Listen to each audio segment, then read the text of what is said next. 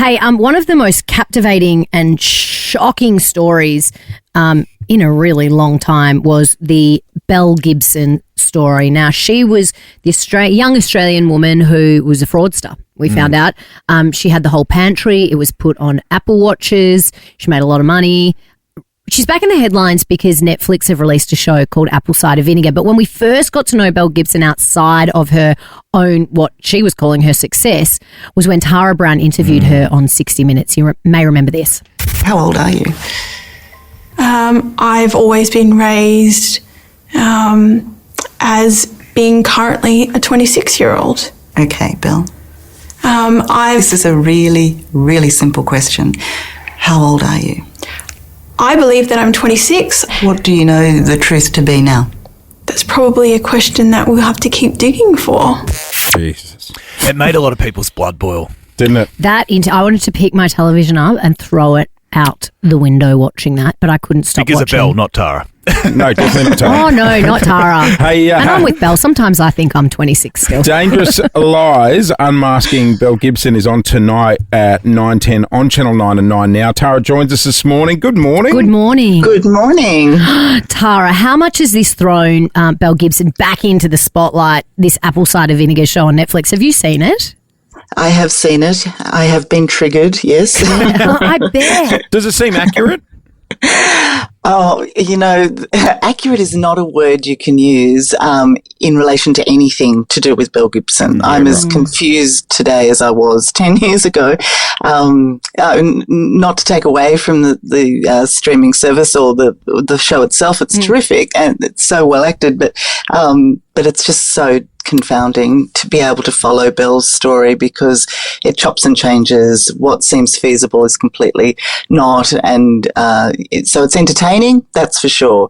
Were you happy? Were you happy difficult. with how you were portrayed? Because the 60 Minutes interview is a large part of it, and someone plays you.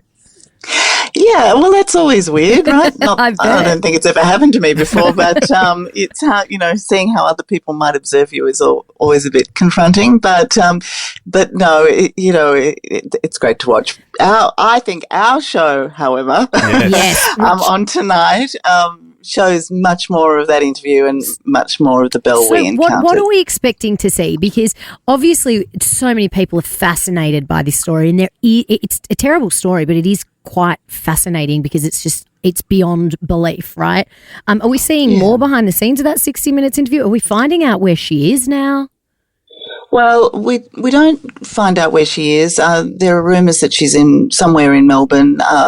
Whether she's under an assumed name or her own, I'm not sure. But what it really does, I guess, is a decade on, which is incredible in itself. It pieces together, the story of Belle Gibson and how she came to be exposed. And we talked to one of her closest friends who became a major whistleblower, which led to this story being broken in The Age.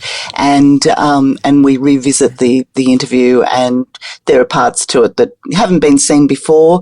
So I think it really, paints the picture of what the world was being told by this woman who was, everyone wanted to believe, everyone was very sympathetic towards, and exposes what she was really like. Tara, do you remember the chat that you did with her and then sort of when you stopped rolling? I always think that's interesting. Like, you're in the room, the interview's finished. Did you have much of a conversation afterwards, or she just walked out? No, she was pretty upset at the end. No, it wasn't. It wasn't the warmest ending. But it not that it was meant to be.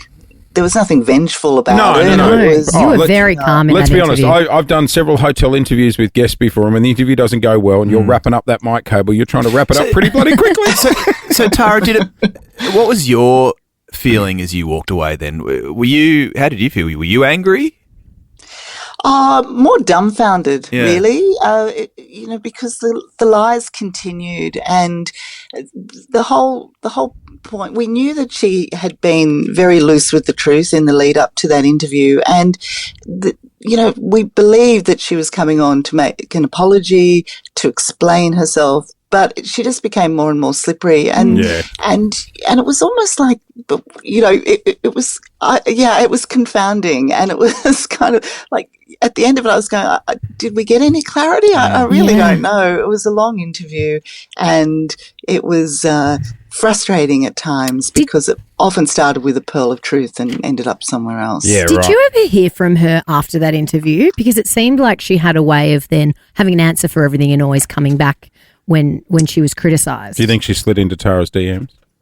No, but did 60 Minutes ever hear from her again, or was she just, after that interview, was it just nothing? Look, the most priceless bit of communication came very soon after that interview, and that was a letter from her doctor. It was addressed to her, but she shared it with us, which stated very clearly that she was completely well. And this was a letter that she had well before the Wellness app and the Wellness Warrior career took off. And so she knew, very clearly. She'd had a 45-minute face-to-face consultation with the doctor. She had a letter from the doctor saying that she was not unwell. And she actually supplied that to us. So during the interview, her great claim was that she accepted she'd never had cancer, but she always believed she did.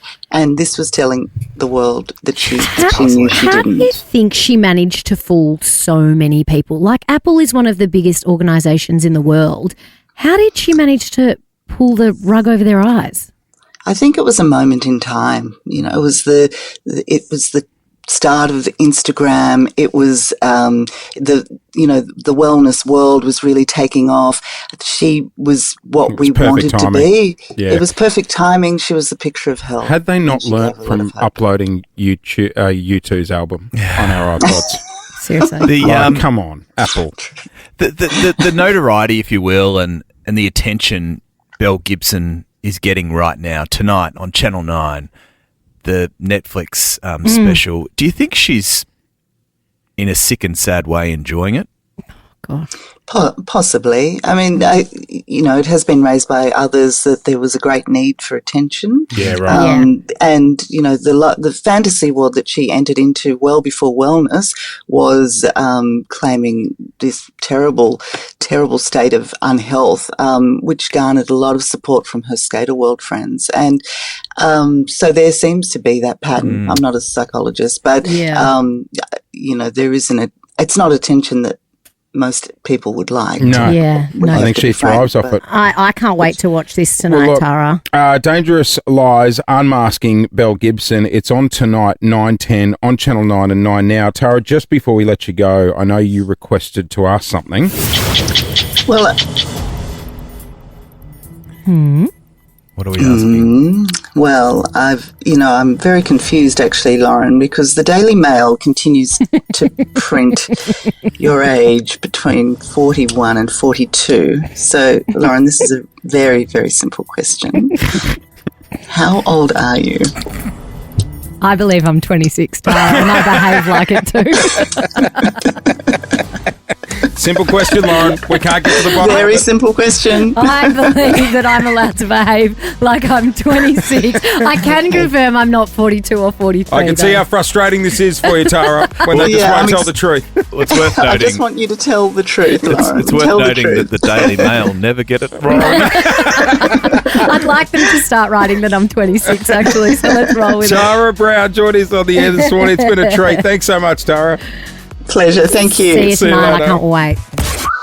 Gonna be a good day. Jason Lauren. Wake up feeling good. On Nova 100. Jason Lauren. Follow them on socials.